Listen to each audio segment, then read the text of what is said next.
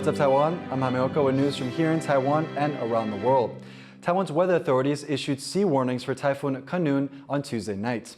The warnings cover waters to the north of the country as the storm is approaching the main island. It's expected to be at its closest on Thursday and Friday and could cause floods in the northeast. Authorities will be closely watching the storm to see if land warnings are needed. Flight attendants rallied outside Taiwan's government watchdog to call for gender equality within the airline industry. Bing Wang was there. On the back against expanded legal protections against sexual harassment in the workplace, Taiwanese flight attendants are calling for officials to take a deeper look at the airline industry. Flight attendants say men and women are treated differently by employers and are pushing for gender equality. One of the issues they're protesting is rules within the industry that say women must wear skirts and makeup. They say this is gender discrimination. 今天的诉求就是希望国家人权委员会可以做出，国际的航空公司如果让女性呢只能穿裙装上班的话，是一个性别歧视的行为。The Flight Attendants Union is also asking for higher wages and more days off.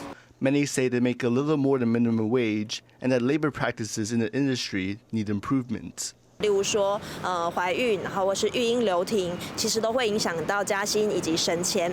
那包含我们这些外观上的，可能需要穿着裙装啊，然后丝袜、高跟鞋，其实这些都非常不利于我们实务上在工作上面的安全。The union says that inequality has led to harassment by passengers and employers. Taiwan is currently going through its biggest wave in the Me Too movement. Hundreds of people are speaking out against abuse, and it started a fierce debate across Taiwanese society. The flood of public response has made the government make swift action on these issues. Aside from expanding the definition of what sexual harassment is, they're also calling for harsher punishments against offenders. And that's what these workers are calling for today. Scott Huang and Bing Wang in Taipei for TaiwanPlus. Taiwan's government-operated labor funds saw near double-digit growth in the first half of the year, making up for losses in 2022. The country's labor funds are divided into several plans. The largest of these is the state-managed pension fund. A government agency, the Bureau of Labor Funds, invests the money and tries to maximize the return. Poor performance on global stock markets last year saw the funds lose close to $12 billion. But the Labor Ministry said Tuesday that the funds had grown this year by close to $15 billion as of the end of June, more than wiping out last year's losses.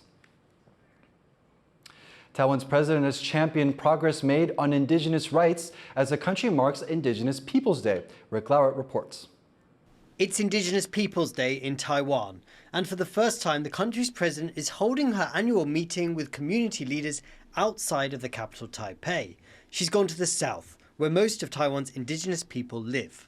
在等一下的会议中，仪将主委也会详细的说明这几年来政府推动原住民族转型正义跟历史正义的各项成果，包括在长照资源方面的进步，在语言文化复振上的进步，都是有目共睹。 Improving the lives of Taiwan's indigenous population has become a hallmark of Tsai's presidency. Just after coming to power in 2016, she formally apologized for rights abuses, armed attacks, and land seizures going back over 400 years, when the Han Chinese first migrated to Taiwan.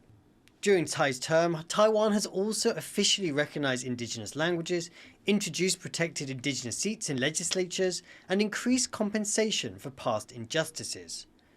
But the country's nearly 600,000 indigenous people still face discrimination in education and work, higher unemployment, and lower standards of living than the rest of the population. Many indigenous people feel the government's policy changes have yet to make a difference in communities. A lot of issues or indigenous rights is already being legalized, but the implementation is always the issues. So I would say the indigenous people's rights in Taiwan still remain more on law on paper rather than law in action. It's been 29 years since Taiwan officially recognized its original inhabitants. For indigenous people, it was a crucial step toward equality, a necessary journey that many feel is far from over. Justin Wu and Rick Lowett for TaiwanPlus. For the first time in Taiwan, a naturalized citizen has taken the role of school principal. Yang Xiaomei came to the country with her family at the age of 9, escaping the war in her native country of Vietnam. She overcame the language barrier, economic and social difficulties to get her master's degree in social education at National Taiwan Normal University. For the past 20 years, Yang has taught at an elementary school in New Taipei. She previously served as the school's academic affairs director.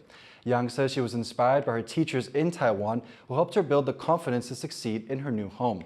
She says she hopes to use their example to help today's disadvantaged students.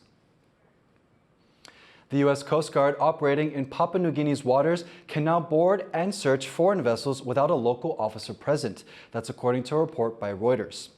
U.S. officials can now check ships they think are operating suspiciously in the island nation's exclusive economic zone. It's reportedly part of a new law enforcement deal between the two countries.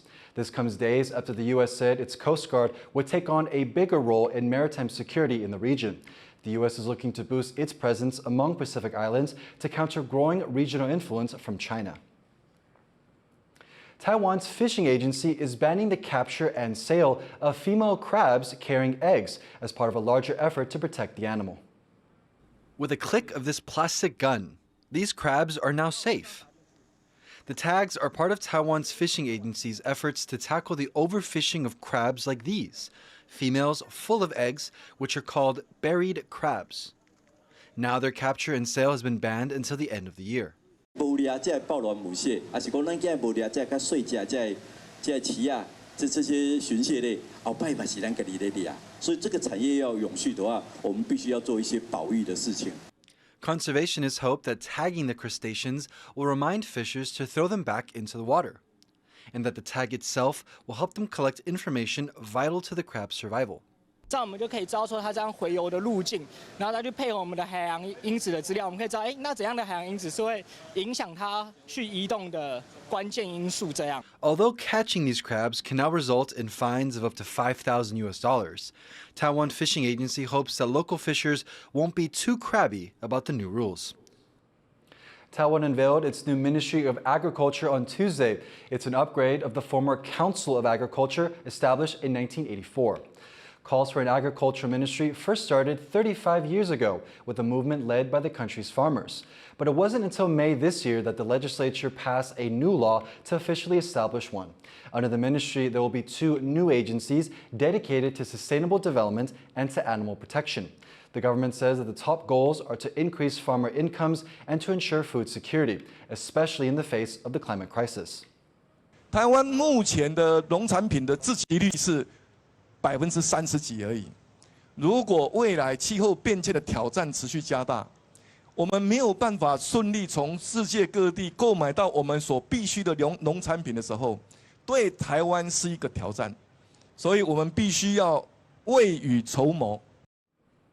Hundreds of fans and friends have gathered to mourn the late Mando pop star Coco Lee in her birthplace of Hong Kong. At least 10,000 fans also tuned into the service's YouTube live stream, and at least 20 million Chinese people have viewed it on the social media platform Weibo. During the service, several celebrities paid tribute in video messages, including action star Jackie Chan and Taiwanese singer Jolene Tsai. Coco Lee died in early July after a suicide attempt. The 48-year-old was most famous for her performances in Crouching Tiger, Hidden Dragon and Disney's Mulan. Thank you for watching What's Up Taiwan. Remember to download the TaiwanPlus app for more stories from Taiwan and around the world. Finally, we leave with the images of athlete Jan Roos walking the world's longest single-building stack line in Qatar.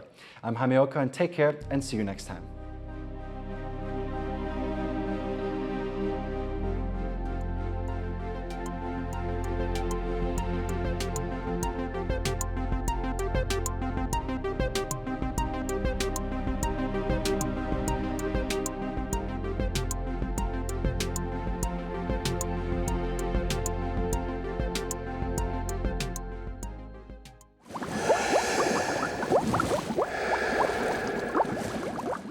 For more stories from here in Taiwan and around the world, download the TaiwanPlus app.